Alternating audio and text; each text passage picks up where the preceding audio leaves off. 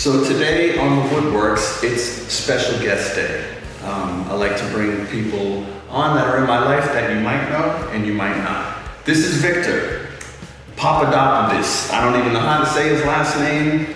He's our tour manager. He started out as security and went on to become our tour manager, a pretty valuable member of our team. So I wanted to have him on, so here's Victor.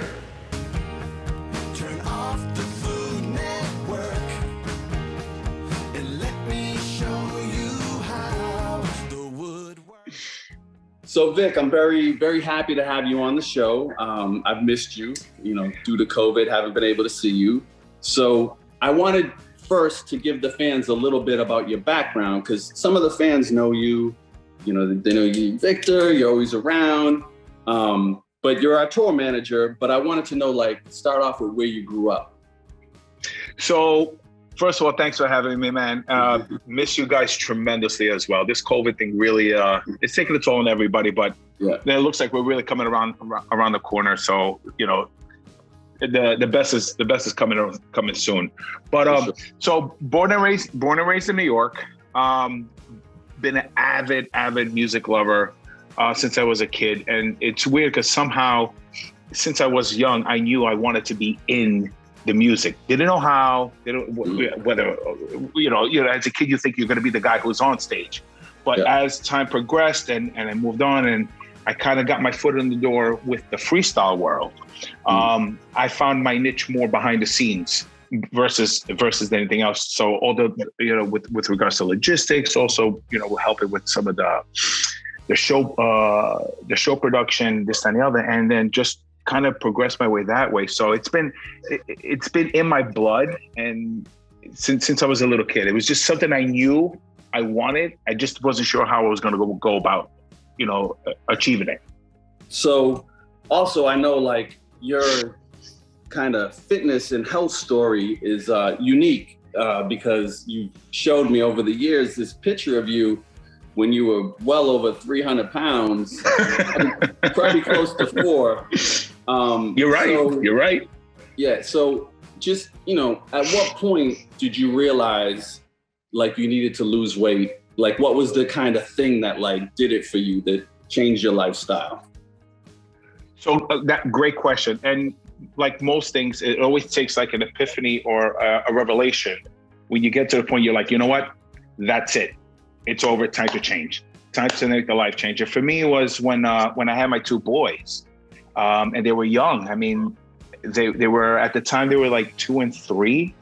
And like most people, not everybody, once I got married, that's when it went north really fast. Hold on. You went north or south? You went south. North in terms of numbers, in terms of weight. It kept going higher and higher. It was like the express. I skipped the first 10 floors and went straight to 20 right off the bat. So just real quick. So at the time, I was always kind of linebacker, husky, not fit, but just linebacker, stocky, football style. But then once I got with my wife, I wound up putting on, over the course of 10 years, 110 pounds, just out of 110 pounds just out of complacency, and you stop doing the normal activities you used to do. So it was just, work and then hanging out and this and the other, and one thing led to another. And before I realized it, in a blink of an eye, I had reached 376 pounds. Wow. I was pushing a 56 waist and almost a 4X top. Yeah, it was interesting. It was very interesting. So we had our younger kids, and then we had kind of a tragic situation my wife and I happened with one of our pregnancies. And at that point, that's when I was like, you know what? Oh my God. I've gotten to the point where I'm no longer going to be able to, once my 2 boys were going to grow up and get into school and sports, I was afraid that I wasn't going to be able to be interactive with them and be, and teach them how to play ball, how to ride a bike, and just do stuff. And then more importantly, they loved me. They were young. They didn't know any better. So they didn't know that daddy was a big guy. But my fear became my phobia. I was like, as soon as they go into school, kids could be mean. You know, I was like, I don't want them to ever feel embarrassed or have been joked about or this that because of me. So that was the turning point. At that point, that's when I was like, it's over. I got with my doctor. We got with the nutritionist. She gave me a great analogy in terms of eating and how metabolism works. And then from that point on, it's been my lifestyle. It's been who I am. And it worked because I wound up losing. I lost a total. I went from 376. I went down to 205. So I lost over 170 pounds over a course of a year and a half or so. So a year and a half? Yeah. Danny, when I went in hard. In a year and a half, I dropped 170 pounds. I went hard. Like I flipped everything, eating, exercise, the whole 9 yards. I didn't know it was that quick because that's, 18 months, man, is like, that's quick to lose that amount of weight. Was it like, did it change your body? Like, did you, anything that was like kind of a negative effect of losing that much weight that quick? So what I didn't realize, and that's excellent question. What I didn't realize is, and it was later on when I went back and I spoke with the nutritionist, is the psychological effect it has on you. Because, for a long time, I was this big, heavy guy. And as I started losing the weight and then people noticed, and you start getting compliments. You're like, hey, you're looking great. But in that back of the mind, you have that sadistic part of you that goes, are they just joking with me? Or are they messing with me? Or are they just trying to make fun of me, because of the weight? So as I lost weight, it was kind of twofold. It was almost like Jekyll and Hyde. I was happy because I saw the weight coming down. I saw my clothes size shrinking. But then it was always that when I did receive that compliment, it was like, they're just messing with me. They're just, they're being sarcastic. So it took a long time. It took several years to really accept the fact that people were being genuinely, honest and great and, giving praise, for lack of better terms, for it. But for a long time, that was the biggest downfall for me, was that psychological effect. Because then I wouldn't even have a piece of candy, fearing that guy was going to, in the blink of an eye, return. Yeah. So then I had to learn that, you know what, it's okay. I can't have, if I want it, I can have it. It's just moderation, and it's a one-time thing. It's okay. So it took that balance of learning that it's okay to have it. It's not taboo. And yes, it's okay to accept, the compliments for the work. Right. So like a lot of people during this quarantine, some people have gotten in better shape, but some people have like gained weight and let things go a little bit. So you sent me some pictures recently. So, I want people to understand that sometimes, even people like us that are into fitness, we slip a little bit, but, we get right back on it. So tell me about like during quarantine, what you've done. So quarantine, for example, like, us, we're on the road a lot. So when quarantine hit and it hit the whole world, I was home for the first, 3-4 weeks. It was fine. But once it got into several weeks and we saw that it was going to be long term, I slipped. I got lazy. I got complacent, stopped working out. And then really was not very careful of what I was eating also. So what was happening is obviously everything you've achieved starts to deplete little by little by little. And then it was December. And now I felt like, you know what, I don't feel right anymore. Now it's different. So I decided just for ha-has, I said, let me take a picture. So I took a picture front, back, and side. And when I saw how much I regressed, I mean, it wasn't great to begin with, but when I saw the regression from where I was like, game over, flip. And it's just like, before it took that aha moment to say, game over. Turn around and went out and bought all groceries. Like I have my own section in the refrigerator. Like this is mine. If you touch it, that's fine, but let me know because I'm banking on my meal. I prep my meals and I got right back into working out. I'm lucky and blessed that I have a very good setup downstairs. I have a Smith machine. I have weights. I have an elliptical. I have a treadmill. I have a punching bag. So I was like, game over. January 1st, went in there, and now, for the most part, it's a 6-day-a-week exercise regimen. 6 day a week, hella high water. And even now that I'm traveling again lightly with these boxing events, I bring my own resistant bands. I have everything from 10 to 100 pounds, anchors for the doors, the handles, and a bar. So even if I can't get to a gym because we're quarantined in a bubble, and the gym is off limits, I'm still making sure that I'm getting my 60 to 90 minutes in one way or the other every single day. So I'm back to that. It's my lifestyle. It's part of my life and my being. Yeah. And see, that's one of my biggest things I tell people who are trying to lose weight or get into shape or whatever. And some of these people are friends in my life that like, they go up and down. Like they stop working out, they start working out, they stop working out. And I tell them, listen, it's easier to be consistent, at least 4 days a week. Because if you stop for months, then you gotta get all those gains back again. It really is. I always say you gotta make it a habit. It has to be your lifestyle, and you gotta make it a habit and just never stop doing it. Like your life. Correct. You're right. And it's true, like you said, there's always, there'll always happen there'll be that one time or two where you slip. And whether it's complacency or work or something happens in your life that kind of prevents you from continuing. But the objective is get back at it as soon as you can. And remember, the first 2 to 4 weeks are going to be the most difficult because you got to retrain the muscles and retrain your body that you're back into, that previous mode, that previous place you're at. But the beauty is, and this, muscles don't forget. Yeah. Within 2 to 3 weeks, your body and muscles understand where you're trying to go, and they start kicking and they start firing in right away.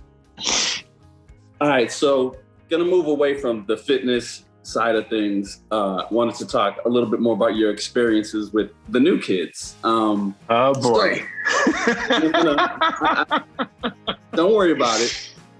So what was your impression of the new kids before 2008? Okay, so before, when you were young, watching the new kids, what was your impression of the group? And be 100. Nothing gets held against me, right?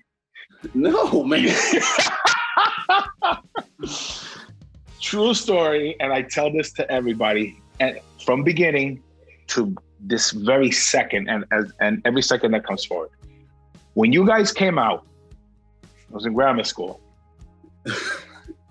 I do not believe there was another male on earth that hated you guys. I don't think so. I really don't think so. Because all the girls with the Bop magazines and this and the other, I mean, you're young, you're trying to talk, first of all, you're already insecure of yourself, and you and your friends are trying to talk to the female girl, classmates, and they're like all about breaks and lunches, before school, after school. It was always you guys. You guys. And then after you guys, it was you guys. So it was terrible. And this is how malicious it was. This is how deep my pain was because of you. You could say hatred. My pain, the scars you left, that when you guys initially, separated and took your hiatus, I felt like I was like, yes! Now mind you, it was 15 years later or whatever it was. But I was like, yeah, they're done. And just because of, recollecting my grammar school years. When Charlie started working, was Jordan's road manager, and Miguel at the time wanted me and Charlie to do it together. Charlie did it, I did it. But then when you guys got back together and Charlie told me hey, guess what I'm doing? I'm back with Jordan and now the guys. I was like, what guys? He goes, the new. He goes, the new kids, and I laughed. I was like, no, dude, seriously, who are you going back out with? He goes, Vic, I swear to God, I'm going out with Jordan and the new kids. I'm not gonna curse here, but I was like, yo, dude, what the F are you doing? Are you out of your mind? The new kids? What? He was like, Vic, I've heard the album. I met these guys. They're exactly the type of people that are like us. They're dedicated. They're very thorough. It's all about presenting it and the show, the music, the brand for the fans. It's a fan-oriented group of guys. I was like, Charlie, you're blowing smoke. You're blowing smoke. I don't buy it. And he was like, just wait. Swear to God, true story. You guys came out. I remember making sure I was home for the Today Show. Came on Today's Show. I watched the Today Show. It rained on you guys. And to me, a little bit of it was like, haha, it rained on you. Look, I'm being honest, right? Yeah. You guys toured. Charlie tried to get me to come to a show. I was like, dude, you're never, ever going to see me at a New Kids show. I said, do you understand me? It's not going to happen. He was persistent because he knew my appreciation for a great artist, great bunch of individuals who were all about the show and their fans, right? Because I know at the end of the day, it comes down to, listen, it's about the fans. If no fans, no shows, right? Yeah. So, and you guys said us, well, I'll get to that part. Vic, you gotta come. I was like, dude, okay, fine. I'll come to the show just to shut you up. Because I don't want to hear about this no more. I really don't want to hear about this no more. I don't want to hear about the new kids. Yeah. But meanwhile, I had the full service album. Love that thing. To this, my kids to this day still play it. I mean, that's how good that album is. Well, it's called The Block, so you don't really know the name. So, but well, okay. I'm thinking of I'm thinking of the tour, the full service tour, but The Block. Yes. No. You're right. Nassau Coliseum. Got my tickets. I was like, dude, I just want to hurry up. That's it. When you guys came on and everybody went from sitting down to standing up, and that was it. I couldn't see. I was like, yo, I either got to stand up or I'm not going to see the show. When I saw the energy, the electricity, just from when the lights went, I was like, okay. Danny, Jordan caught me. Because I knew Jordan from back, the whole thing with it. So we caught contact. Swear to God, just like this. You see me here, like looking down. You guys are performing, shows going on. Halfway through the show, I'm like, oh shit! Damn, they're good. Shit, they're good. Damn, they're good. That was when I was like, all right, got it. Then you guys did a couple of things where you needed extra hand. Charlie called me for a couple of one-offs. Then when I got to meet you guys and really see the behind the scenes, there's one thing to hear about it and see the finished product. But then once I saw the work ethic and the amount of time, you guys, and with the assistance of Jared and you guys always made sure you had a good crew, right? Because you're only as good as your support team. That's when I was like, that's it. So now fast forward to the NKOT BSB tour. After that tour, it was lights out. Yeah. To this day, when they ask me, who is your most favorite artist to work with? Hands down, that's the New Kids in the Block. And they're like, really? Who don't know? I'm like, let me tell you something. Real quick, there was nobody in this world who hated them more than me did I did as a kid. But now, all they got to do is just call without explanation. And to me, it's when and where. It's over. When and where. Right? I have such a tremendous admiration for you guys professionally, as individuals, and from a family aspect of it. Right? Like I'm super protective. like, hey, watch what you say. Watch what you say. That's my family. Just understand. So that's how drastic it went from one end of the spectrum to the other for me. With that story, you're not alone, because we've definitely had wives bring their husbands that used to hate us and boyfriends and all that stuff in I think just this time around, we're all adults, and it's just a different thing. I think the male fans and the male people, the male guys, the guys that come to the show now just can look at us for what we do. And it's not about, their wife or their girlfriend wanting to be with one of us. So I think it's been one of the cooler things about doing this is seeing that change. And like your story, I've heard that from other guys too. I used to hate you guys. Now, like even guys on the cruise, they're on the cruise, so they paid a good amount of money to be on there. And they're like, yeah, I used to hate you. Now I love you. Exactly. And that cruise, that's the other thing that first year that I really started working with you guys and I experienced the cruise. You guys already done like, I think 3 cruises prior to that. Yeah. And what you guys did and continue to do, just literally in the heart, in the thick with the fans, crowd surfing from one platform to, like, for me, I was like, oh my God, don't touch him. And it was like, Vic, this is how it is. I was like, and now it's a complete, it was a complete understanding and comprehension of why everybody, the fans are so loyal and love you guys. I mean, very few people ever did or do now give a fraction of the energy and love and admiration back that they actually receive from people. And you guys, God bless you. I'm privileged to know you and to be with you, and for me to be brothers with you. Like I love you guys. I love everybody's family, and the way you guys have opened up and taken me. And I know you've all been burned at some point or another, in different levels and capacities. But so the guard is always there, but. I'm just lucky and I feel lucky, blessed, and privileged. Oh, thanks, Vic. And, I know the 5 of us feel the same way about you. It's like for us, whenever we do something, there's a handful of people that are the key people when we go travel and do stuff, and the first thing is Vic available? Like that's, we run down the list, I know. It's the 5 of us are like, these are the people we need. And we're very lucky to have a great team like you guys. But moving from you starting to work for us and your security and then your tour manager.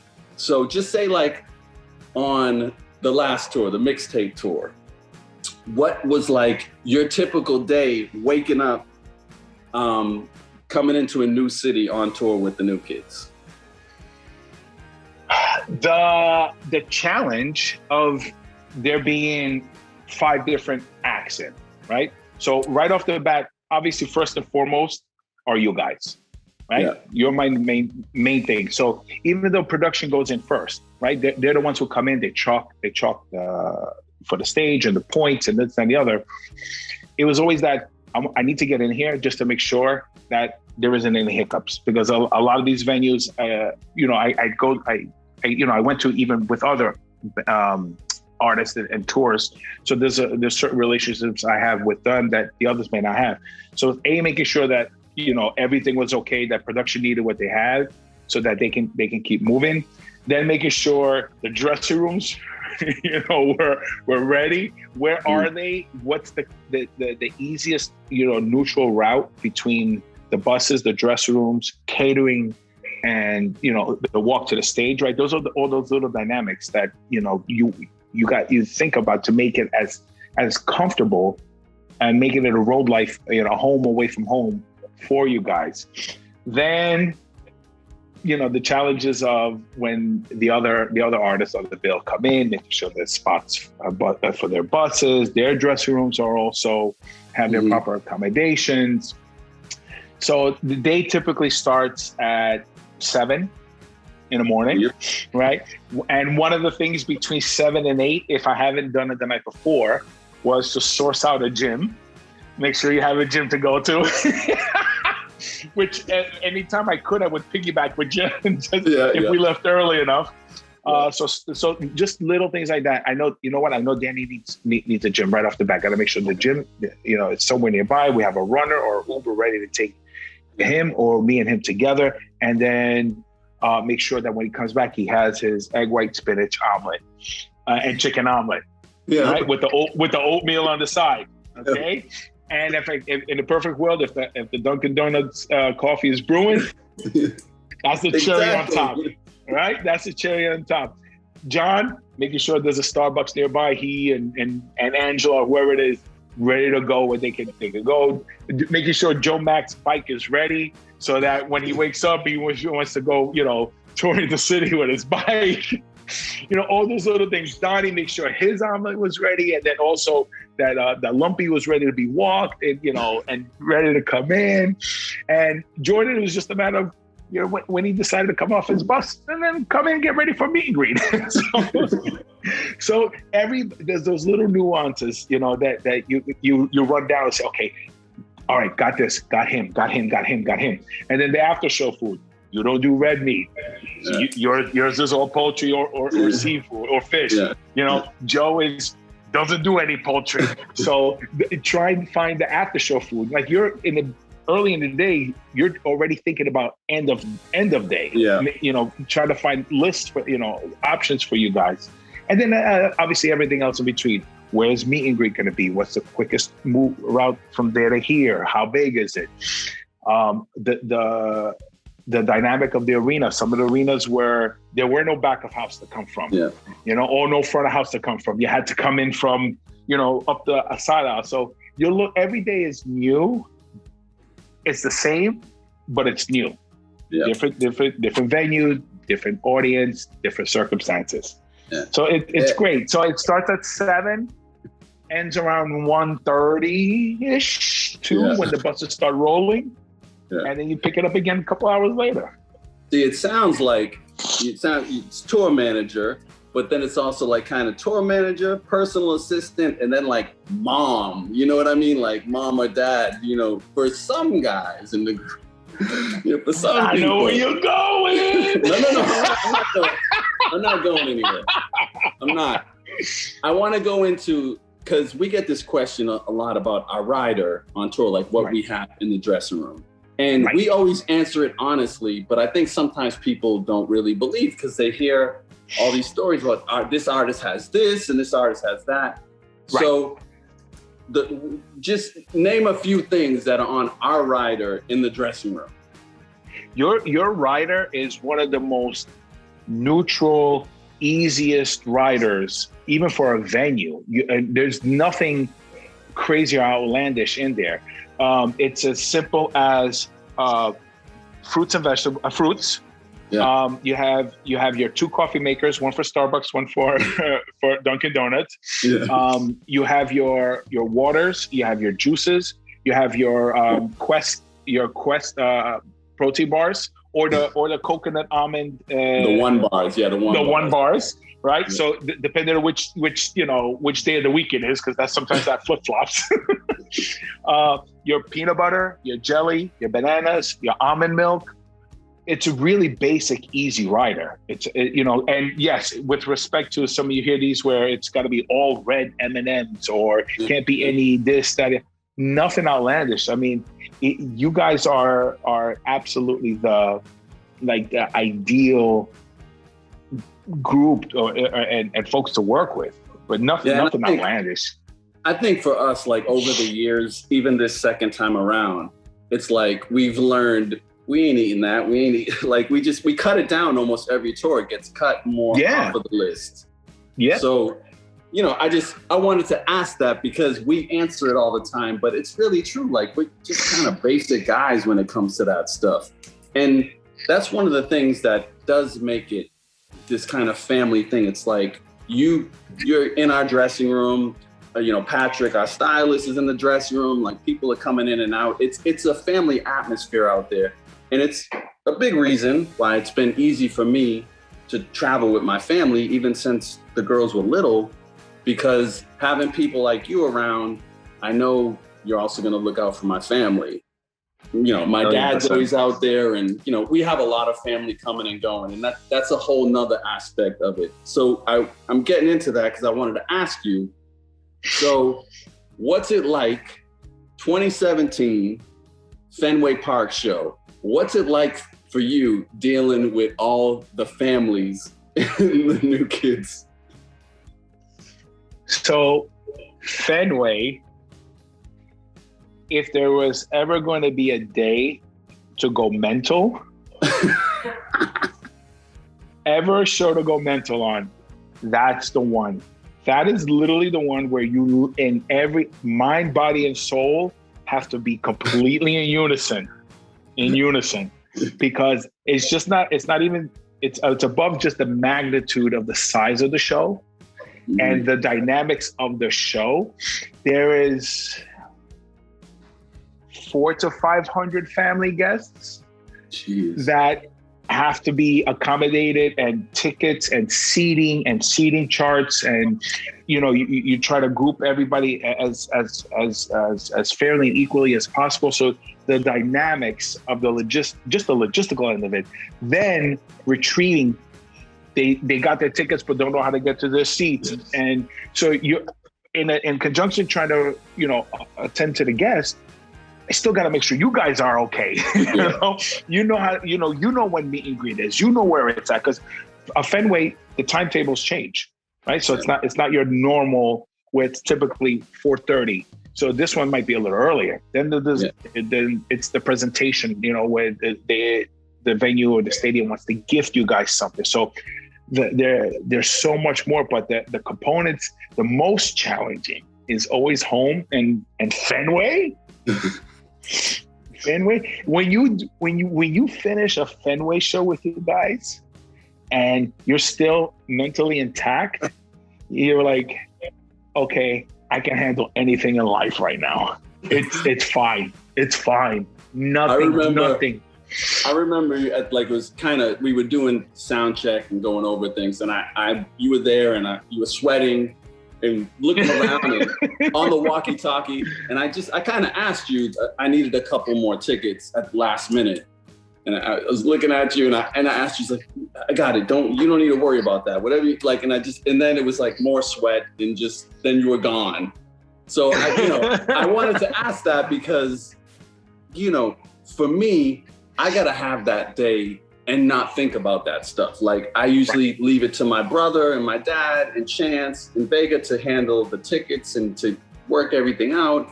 I don't want to be thinking about that. And I'm lucky, of course, because my family, I love them because self-sufficient. Yeah, they're self-sufficient. So what I'm saying is, like, what's it like dealing with the families? 4 families, because you got the Knight brothers, 4 families, and all big families. Big families, very big families. And and at first you're like, oh, and I'll get to it. But then you realize, you know what? That's how much love and respect and how proud they are of you. Because each one wants, because they spent their life with you guys. Yeah. While you guys are doing this. So they're very vested, and there's certain sacrifices, especially your immediates, that I've taken also with the good and the bad. You know what I mean? With your careers in this. Yeah. So every family is so anxious and so excited, and listen, you want to be as helpful and polite and accommodating. So it's always making sure that everybody's happy and nobody feels like one family or somebody got shunned over another. So there's that dynamic of making sure that everything's balanced and it's neutral across the board, as it should be.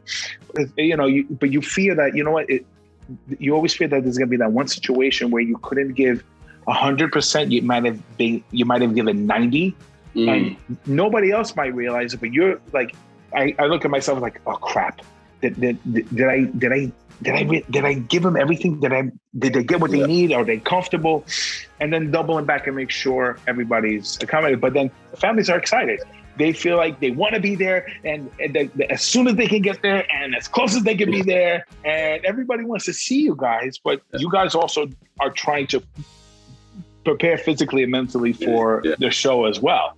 So it's I mean, the one thing I've learned about playing Fenway, and it's the best feeling, is that, like, my friends and family that I've known my whole life, it's not the new kids are playing Fenway, it's we're playing Fenway. Like, it's a whole we kind of got there together because it's the unthinkable, I never imagined playing there. So it's when you end up there, you know, and especially the second time, it was very much like the pride of my family and friends knowing that I was going to play there. But it was just like this whole we thing. It was like family, you know, I'm up there on stage, but we're all experiencing it together. Everybody's part of it because, like I said, they've been through this journey with you from the beginning, like since you guys were, you know, 6, 7, and 8. So absolutely. So to them, it's just as, it's a proud moment for them as it is for you guys because it's an extension. Okay, so getting towards the end of this, I wanted to just, you know, because your background is, you know, you're security, tour manager. So who are some of the other artists, just so the fans know that you've worked with? God, I don't want it to sound a little bit like, you know. I'm asking the question. Just name some artists. Maroon 5, Fleetwood Mac, Barbra Streisand, Stevie Nicks when she goes solo. I've worked with Katy Perry. I've worked with Drake. Obviously, we've interacted in some capacities with, you know, Backstreet, you know, Boyz II Men. These folks, I've worked with Tool. I've worked with Perfect Circle. I've worked with Pussifer. And that's real quick off the top of my head with regard. Camila Cabello, Lizzo. As the more recent ones, I've done stuff with Sabrina Carpenter. Then from a musical aspect, then I've worked with some actors as well. Yeah, over the years. All right, so now this recipe you've given me for the healthy wedding soup, which I'm gonna be making when we hang up. What inspired you? Because you kind of just sent it to me, showed me some pictures because you made it. So what inspired you to like send this my way and have me do it? And you and your show, because when you started doing this, it's one thing when you do it and then sometimes you do it and you think, you know, you're like, I kind of almost take it for granted. Or you're like, do I really need to be as, you know, vigilant and diligent about making healthy food? But when you started making it, I was like, not only I know this guy, we're family, and he's doing it. So that helped me when you started this. That also is what helped me ignite getting back to square roots, getting back to fitness and getting back to cooking. So what inspired me to cook again was you. And then sending it your direction was because you do these your weekly show. So you made this for your kids? You made it for the family? I made it for me, and then I let them have some. I made it for me, and I let them have some. But no, like my wife ate it. My one son, who's also working and training now, he's having it. He had it, so I'm slowly. It's trickling down. Like the change in the lifestyle is bleeding over towards them. So now my son is working out. And now he wants to be part of even the nutritional aspect of it, you know, and the wife is trying to get back into it also. So, you know, it takes that one person to kind of let it fester and let it migrate over everybody. Yeah, that's like in my house, my son has become, I mean, just as good a cook as me. He's, you know, great. So like half of the week or more than half, I don't have to worry about cooking because he's cooking. And it's just, you know, from watching me, you know, since they were little. So it's a good thing you're back into it because your kids are younger than mine. So, you know, you see how Daniel's end up, like he's cooking almost every day now. So that's awesome. Just in closing, Vic, I know you talked about you've gotten back into shape and you're, you know, living healthy again. What are your goals, like your health and fitness goals, nutrition goals, like for the rest of the year? For the rest of the year is just to stay on course. Traveling or not, because when you travel, it can be a little challenging, because now you don't have you can't cook, right? Yeah. Because you're living out of a hotel and you're living out of your suitcase. So it's to no matter what, no matter where I am, no matter what the circumstances be, to stay on course, stay healthy. I want to continue to I want to give all the youngsters a run for their money. Yeah. Like I still play full court basketball, you know, and I'm literally the old guy. And then when they find out how old I am, they're like, "Wait, what?" And I'm like, "Yeah, you little so I'm running up and down with you little butts." You know, so it's just to stay on course and be and to stay agile and to stay healthy and to stay strong. And you know, because at the end of the day, there are people who are dependent on me. If nothing else, there's still people who are dependent on me, whether it's my family or clients or whatever. Like I want to be there, and when I do my job, I want to be able to do it at 100% and not let my health, because I slacked off, or my negligence, or whether it's from a physical perspective or internally. I don't want it to ever be the reason why I can't perform 100% for somebody, because when I'm in there. I mean, I want to be able to give it all, or I don't want to do it at all. It's pretty much is that extreme for me. Well, I gotta say, Vic, your story, the whole fitness thing and everything is pretty amazing. It's admirable. I have a lot of respect for how far you've come, but also thank you. The way you take care of us out there on the road. I wouldn't want anyone else doing that job. So it's been really, really nice having you on here. And I'm gonna get to cooking the healthy wedding soup coming up next. So thanks a lot, Vic, for coming on. Are you altering it a little bit? I think just the pasta that I'm gonna put in there. I'm gonna put some pot and some cannellini beans I'm gonna put in, but pretty much the same as what you sent me. Yeah, same thing. Like I took out I didn't put any pasta or rice. And like I took the carbs out of it. I just added more vegetables and more meat, just so that it was way more heartier. But I'm glad, man. I'm waiting to see how this thing turns out for you. I hope you liked it as much as I did. That thing was delicious. All right, I'll send you pictures when I'm done with it. Perfect. Love it. Thanks again, Vic, for coming on. I appreciate it. Miss you. Dude, I love you, man. I miss you guys so much. And, God willing, really, really soon. Really, really soon. We can finally give each other a real hug instead of these virtual ones. Yeah. For sure.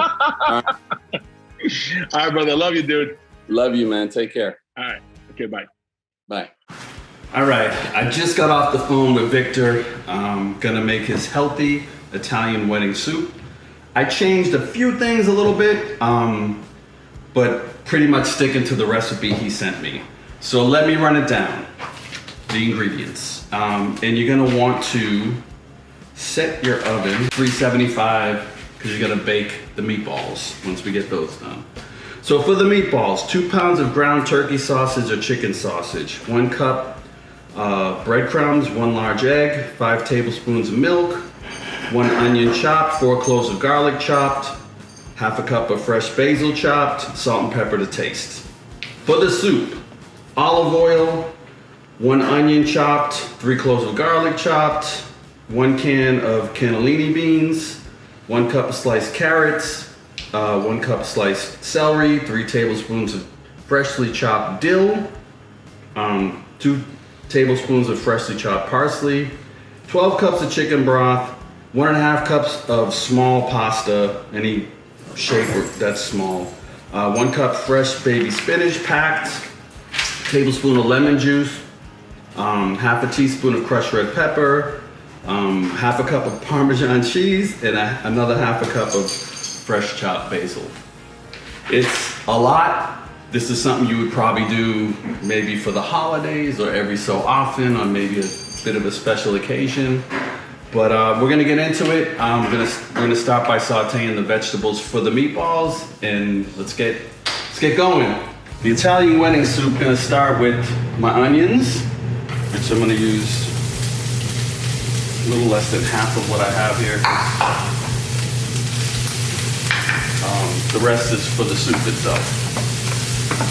This is just to flavor the meatballs. With a little more.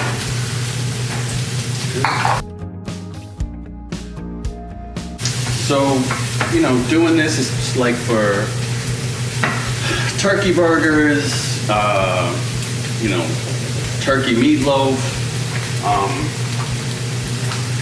This is, you know, always for me to flavor ground turkey, ground chicken.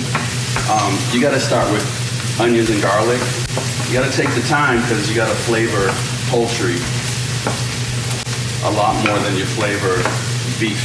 Beef already has like a great flavor to begin with. Gonna give it a little salt and pepper.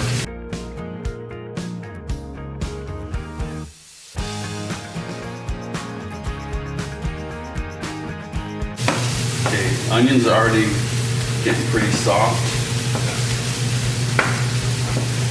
Yeah. Gonna add in the middle of the pan a little more olive oil. And add about half of the garlic that I have.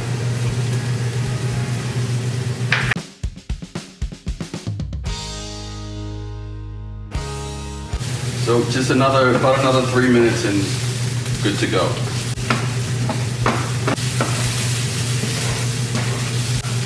I'm gonna take it off the heat. Let it cool a little bit. So now I'm just gonna form up the meatballs. I got everything in the bowl. So I always leave the breadcrumbs out, and I usually put a little less into the mixture that calls for the recipe, because you don't want to put too much, because then you got dry meatballs, and especially with turkey, gross. So I can kind of feel if it's a little too wet, then I just add a little more.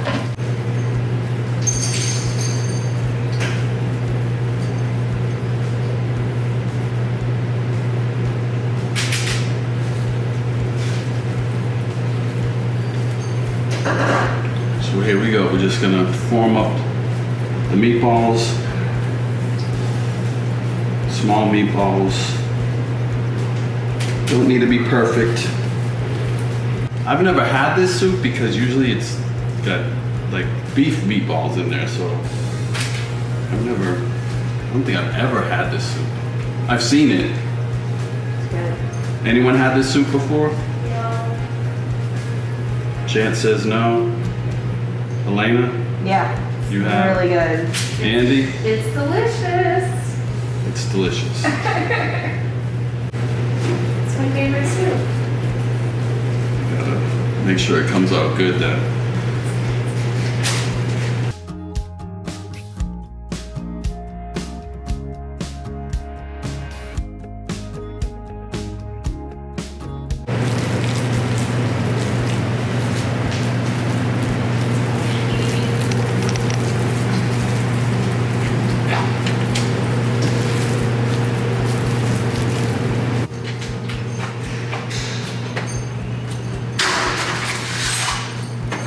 There goes the meatballs, and now let's get started on the soup part of it. Okay, Italian wedding soup. Gonna start with the vegetables. Gonna get my onions in the pan. Get some olive oil.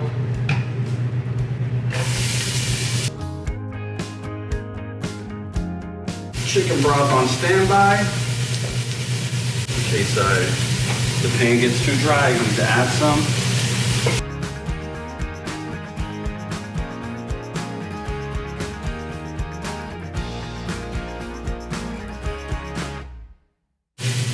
Okay, gonna add the carrots in.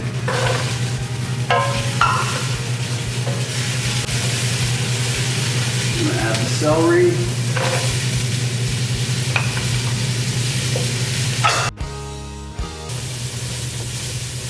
Then I'm gonna hit all this with some salt and pepper.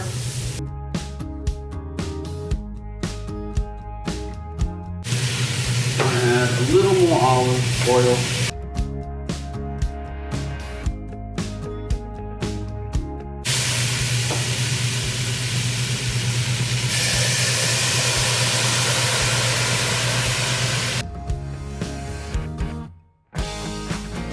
Okay, now I'm adding the garlic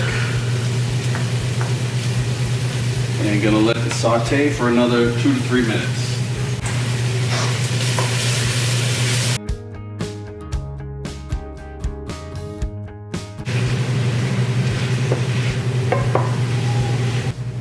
Okay, so now I'm gonna start adding everything in, all the chicken broth.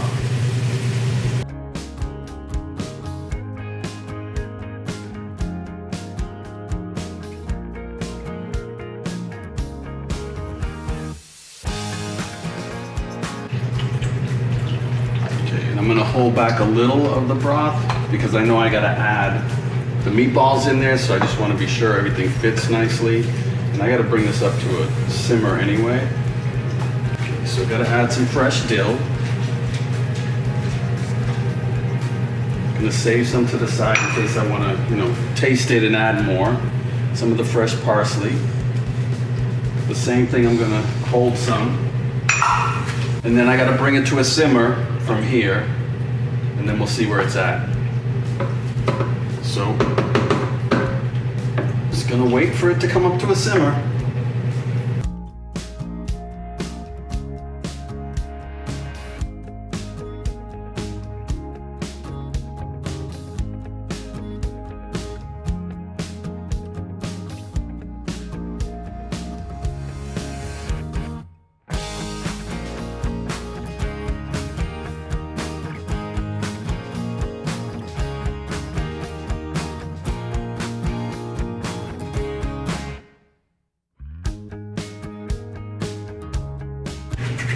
Okay, so now I'm dropping the meatballs in.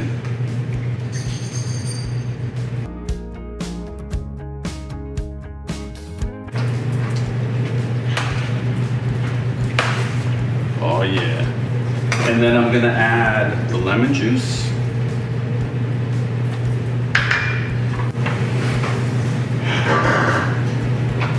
Okay, and my little variation is the cannellini beans. Add those in. Gonna let it come up to a simmer again and then add the pasta. There's a lot of ingredients with this, man.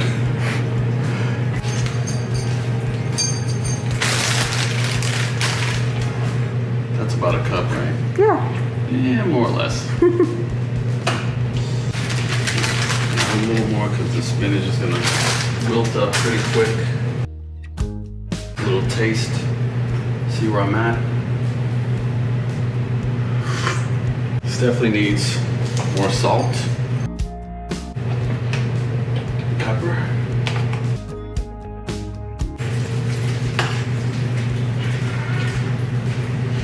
Okay, so the pasta's going in, and then that's about it.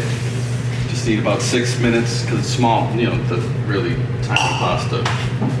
So just need about 5 or 6 minutes, and it is done. Supposedly. Which is that really a word, supposedly? Yes. Yes, it is. But irregardless is not a word. Correct. Because it should just be regardless. Regardless. Like who put the eerie on the Eerie. irregardless?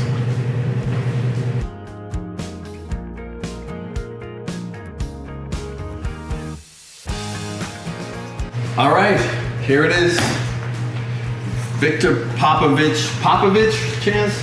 Yes. Popovic, his healthy Italian soup, wedding soup. I'm gonna try to get a good amount of things on the spoon. Oh wow.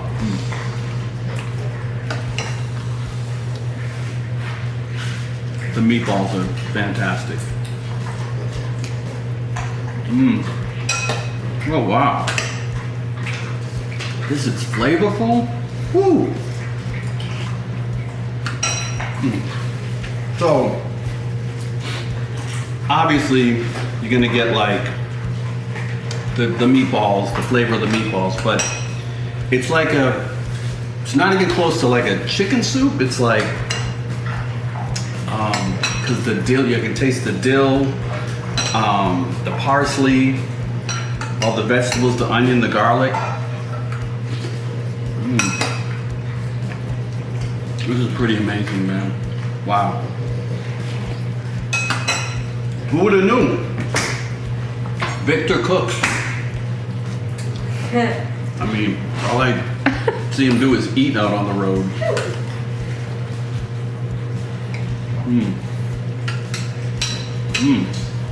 This is freaking fantastic. Whoa. It was strange, because as I was cooking, I was tasting it, and I guess I got kind of immune to like, what's it supposed to taste like? But now that it's all finished and I put it in the bowl and gave it this final taste, it's awesome. Damn. You're feeling that soup.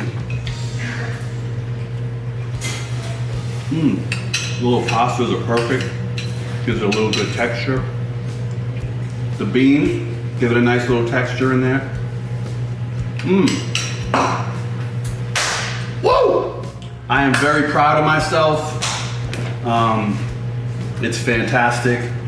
Try this version of healthy Italian wedding soup by Victor Popovic. Thank you, Victor. It came out fantastic, and try it at home. You're gonna love it. Until next time.